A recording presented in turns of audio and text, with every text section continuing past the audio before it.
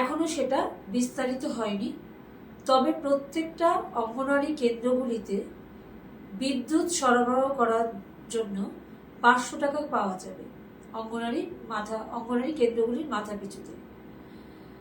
এতদিন পৌরসভা এবং পঞ্চায়েতের অধীনস্থ সেন্টারগুলি চলত।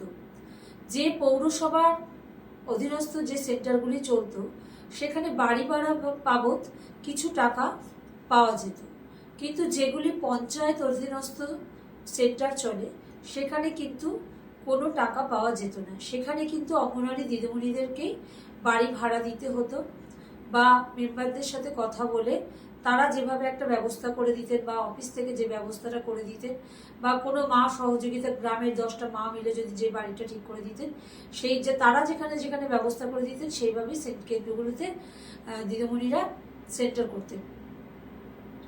ফলে সেখানে যে ইলেকট্রিসিটি বা যে কোনো জিনিসের দরকার হলে দিদিমণিদের নিজেদের কিন্তু ওই সামান্য 9,000 টাকা অনারিয়াম থেকে বেয়ার করতে হয়েছে।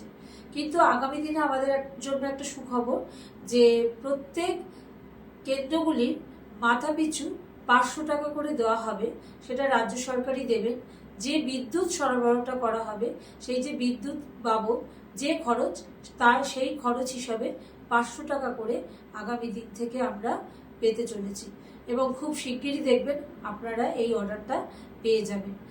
যাদের ইলেকট্রিসিটি আছে তাদের জন্য এটা ভীষণ সুখবর।